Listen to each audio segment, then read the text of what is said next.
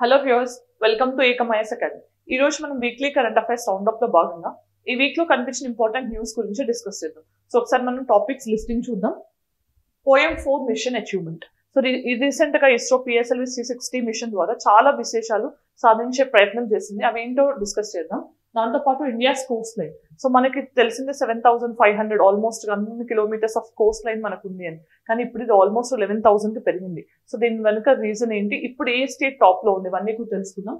అలానే రీసెంట్ గా తమిళనాడులో నేషనల్ యాంథమ్ గురించి ఒక కాంట్రవర్సీ జరిగింది. సో నేషనల్ యాంథమ్ ని మ్యాండేటరీగా ప్లే చేయలేదు అనే రీజన్ తో మ్యాండేటరీగా చేయలేదు అని తమిళనాడు గవర్నర్ మధ్యలోనే వాకౌట్ చేయడం జరిగింది. సో దాని గురించి అండ్ భారత్ పోల్ పోర్టల్ ని రీసెంట్ గా మన హోమ్ మినిస్టర్ గారు ఆవిష్కరించడం జరిగింది. దీని వెనుక రీజన్ ఏంటి, అండ్ అలానే అటామిక్ ఎనర్జీ పాయింట్ ఆఫ్ వ్యూగా, న్యూక్లియర్ ఎనర్జీ పాయింట్ ఆఫ్ వ్యూలో మనకి very important person Rajagopala Chidambaram అని అంటాం. సో ఈయన మనకు ఒక సైంటిస్ట్ కూడా. సో ఈయనని మనం లూజ్ అయ్యాం రీసెంట్ టైమ్స్ లో, దాని గురించి తెలుసుకుందాం. అలానే INS తరణి, ఇది న్యూస్ లో ఉంది. ఇదేంటి అసలు దేనికోసం అని తెలుసుకుందాం. అలానే 10 years of Ujala scheme. So దీని గురించి గవర్నమెంట్ స్కీమ్ ఎనర్జీ ఎఫిషియన్సీ కోసం, దాని గురించి కూడా తెలుసుకుందాం. మనం ఫస్ట్ డిస్కస్ చేస్తున్న అంశం ఏంటి, poem 4 mission of satellite.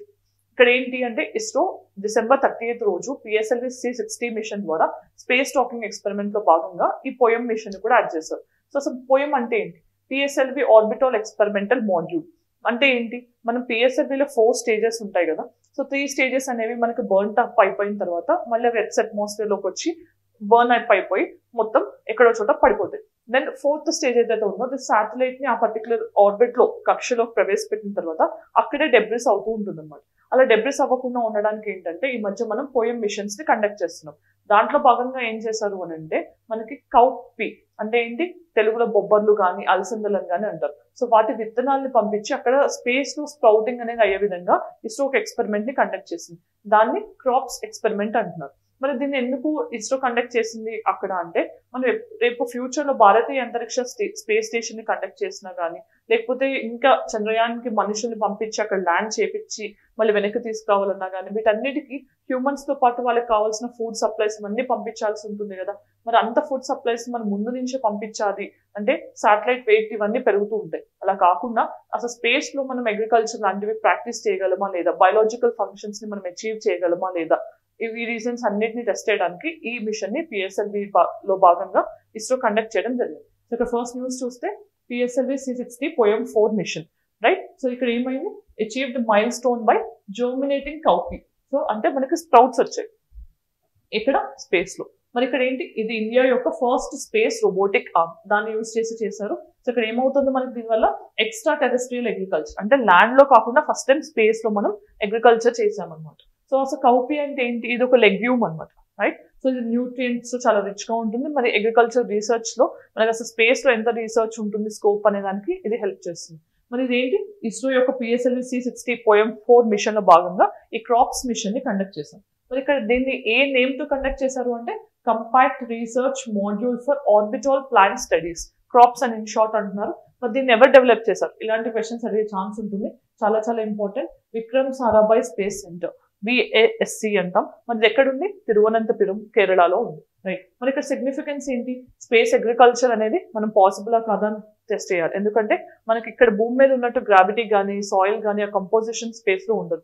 So micro gravity అంటే ఆల్మోస్ట్ 0 గ్రావిటీ సిచ్యువేషన్స్ లో మనకి అసలు లైఫ్ అనేది సస్టైన్ అవుతుందా లేదా స్పేస్ లో, ఇలాంటి వాటిని టెస్ట్ చేయడానికి. అలానే మనం రేపు ఫ్యూచర్ లో ఎక్కువ స్పేస్ లో హ్యూమన్స్ ని పంపించాలన్నా, అక్కడ హ్యాబిటేషన్స్ ని ఎస్టాబ్లిష్ చేయాలన్నా కూడా వాళ్ళకి సంబంధించిన ఫుడ్స్, రేషన్స్ ఇవన్నీ కూడా పంపించాలి. సో అలా కాకుండా అక్కడే వాళ్ళకి ఫుడ్ ప్రాక్టీస్ చేసి అంటే మన కల్టివేషన్ ప్రాక్టీస్ చేస్తే కనుక అది ఖచ్చితంగా ఇండియా మీద కానీ ఇస్రో మీద ఉన్న బర్డెన్ తగ్గిస్తుంది, weight burden, right. So then scientific advancement కూడా స్పేస్ రీసెర్చ్ కి సంబంధించి. ఎందుకంటే ఇప్పటి వరకు మనం మెటల్ రీసెర్చ్ కానీ బయాలజికల్ రీసెర్చ్, కొన్ని డ్రగ్స్ ని, క్యాన్సర్ డ్రగ్స్ ని ఓన్లీ స్పేస్ లో చేయగలం, అలాంటివి మాత్రమే టెస్ట్ చేసాం. కానీ first time agriculture point of వ్యూలో ఇది సిగ్నిఫికెంట్ డెవలప్మెంట్. దెన్ ఇది ఫ్యూచర్ మిషన్స్ కి ఎప్పుడైతే హ్యూమన్ హ్యాబిటేషన్స్ మనం ప్లాన్ చేస్తామో వాటన్నిటికీ కూడా ఇది ఒక మెయిన్ మైల్ స్టోన్ గా నిలుస్తుంది. సో ఇది POEM 4 mission of ISRO. Then second topic ఏంటి, ఇండియాస్ కోస్ట్ లైన్. సో మరి ఇండియాస్ కోస్ట్ లైన్ ఎంత నుంచి ఎంత పెరిగింది, ఇంతకు ముందు మనం 7,516 కిలోమీటర్స్ అనుకున్నాం. ఇప్పుడు లాస్ట్ టైం మెజర్ వచ్చింది మనకి 1972. ఇప్పుడు మనం దాన్ని 11,098 కిలోమీటర్స్ గా గుర్తించారు. సో ఇది ఆల్మోస్ట్ గా అంటే దీంతో పోలిస్తే మనకి 47% ఇంక్రీజ్ అయింది. ఇది ఆల్మోస్ట్ మనకి 23-24 టైంలో కండక్ట్ చేసిన రీసెర్చ్ ప్రకారం తెలిసిన data. So very important. India Coast line ఎంత అనేది ఛాన్స్ ఉంటుంది 11,998 కిలోమీటర్స్. దెన్ ఇప్పుడు ఏ స్టేట్స్ లో మెయిన్ గా మనకి గ్రోత్ అనేది కనిపించింది అంటే బెంగాల్, గుజరాత్, గోవా. వెస్ట్ బెంగాల్, గుజరాత్, గోవాలో మనకి ఇంక్రీజ్ అనేది కనిపించింది coast line point of view. And Puducherry and దాని కోస్ట్ లో చూస్తే కనుక కోస్ట్ అనేది స్ట్రంక్ అయింది, అంటే తగ్గింది అనమాట. 10% తగ్గింది. ఎందుకు అంటే ఎరోషన్ అవుతూ ఉంటుంది కాబట్టి కోస్ట్ మనకి ఇక్కడ కోస్ట్ లైన్ తగ్గింది. అండ్ గుజరాత్ అనేది కోస్ట్ ఎంత ఉంది ఇప్పుడు? ఇంతకు ముందు మనకి 1214 కిలోమీటర్స్ ఉంది, అది ఇప్పుడు 2340 కిలోమీటర్స్ అండ్ 2340 ఈజీగా గుర్తుపెట్టుకోవచ్చు. సో మరి ఇండియాలో టాప్ స్టేట్ ఏంటి Coast line point of view అంటే గుజరాత్. ఇంతకు ముందు గుజరాత్, ఇప్పుడు కూడా గుజరాత్. అండ్ బెంగాల్ ఏంటి పర్సంటేజ్ వైజ్ చూస్తే హైయెస్ట్ ఇంక్రీజ్ అనేది ఉంది, అంటే ఏరియా వైజ్ చూస్తే గుజరాత్ లో ఎక్కువ ఉన్నా కూడా మనకి పర్సంటేజ్ ఇంక్రీజ్ పాయింట్ ఆఫ్ వ్యూలో మనకి ఆల్మోస్ట్ 50% కంటే పైన మనకి ఎక్కడ రికార్డ్ అయింది? వెస్ట్ బెంగాల్. ఇంతకు ముందు మనకి 157 ఉంటే ఇప్పుడు 721 కిలోమీటర్స్ అయింది, అంటే ఆల్మోస్ట్ చాలా ట్రిపుల్ అయింది, మనకి 300 టైమ్స్ అని చెప్పొచ్చు. సో దెన్ మనకి top states point of view చూస్తే కనుక Gujarat, Tamil Nadu. First Gujarat, second Tamil Nadu. Interesting గా ఇంతకు ముందు డేటా ప్రకారం ఆంధ్రప్రదేశ్ సెకండ్ పొజిషన్ లో ఉంది, కానీ ఇప్పుడు ఆంధ్రప్రదేశ్ బదులు తమిళనాడు సెకండ్ పొజిషన్ లోకి రావడం జరిగింది. Important interesting fact.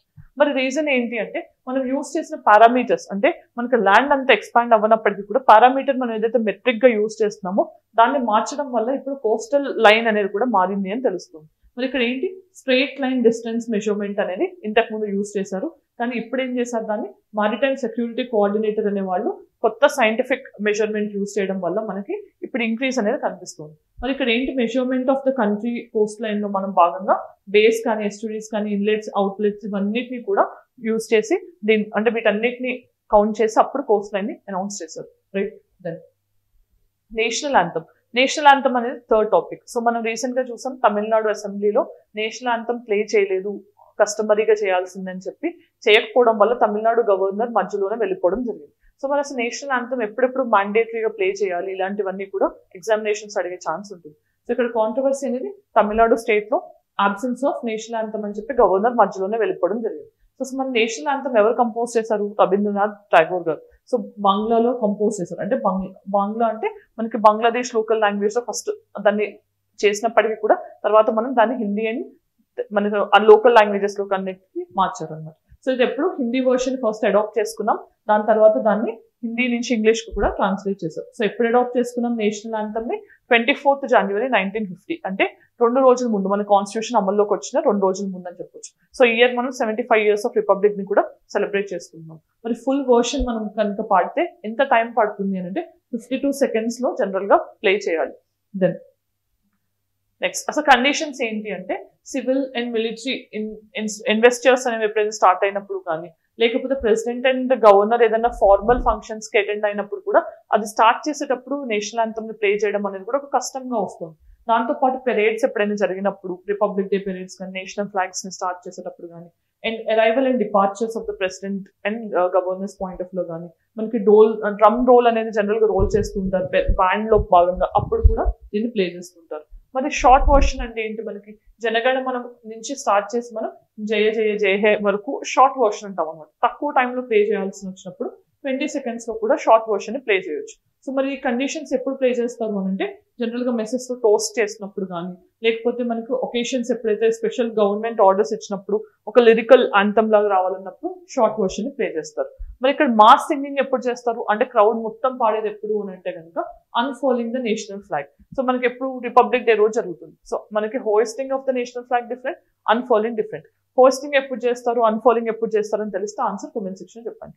అలానే కల్చరల్ సెరమోనియల్ ఫంక్షన్స్ లో భాగంగా కూడా దీన్ని చేస్తుంటారు. Arrival and departure of the president కానీ, నాన్ స్టేట్ ఎవరైతే మెయిన్ పొలిటికల్ ఫంక్షన్స్ కి వస్తారో అప్పుడు కానీ, స్కూల్స్ లో కానీ వీటిలో మార్నింగ్ సెషన్ లో నేషనల్ యాంథమ్ పాడాలి అనేది కూడా ఒక కస్టమరీ ప్రాక్టీస్ అనేది ఉంది, రైట్. దెన్ భారత్ పోర్టల్ అనేది ఎవరు స్టార్ట్ చేశారు? Ministry of home affairs. దీన్ని ఎందుకు స్టార్ట్ చేయాల్సి వచ్చింది అంటే ఇంతకు ముందు మనకి ఇంటర్పోల్ అనేది ఒక ఇంటర్నేషనల్ క్రిమినల్ ఏజెన్సీగా చెప్పొచ్చు, ఇన్వెస్టిగేటింగ్ ఏజెన్సీ. సో ఇది ఫ్రాన్స్ లో ఉంది.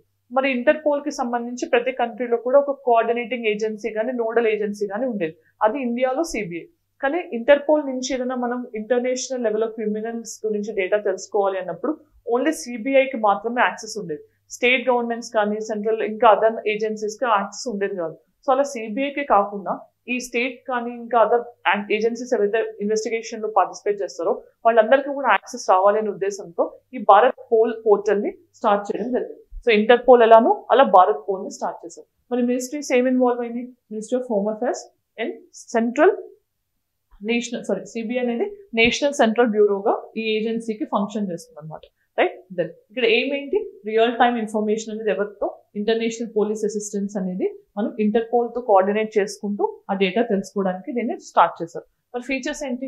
Centralised platform. సో ఇంటర్పోల్ కి సంబంధించిన డేటా రెడ్ నోటీస్ అనేది ఉంటుంది, ఇవన్నీ కూడా షేర్ అవుతుంది. అలానే ఫీల్డ్ లెవెల్ ఆఫీసర్స్ కి సైబర్ క్రైమ్స్ కానీ డ్రగ్ ట్రాఫికింగ్ కానీ human trafficking and financial frauds కి సంబంధించి యాంటిక్స్ ఉంటాయి కదా, వాటికి సంబంధించిన ఇల్లీగల్ స్మగ్లింగ్స్ జరిగినా కానీ and faster access to international police criminal investigations చేసే వాళ్ళందరికీ కూడా ఫాస్టర్ ఇన్ఫర్మేషన్ వచ్చే విధంగా దీన్ని స్టార్ట్ చేయడం జరిగింది.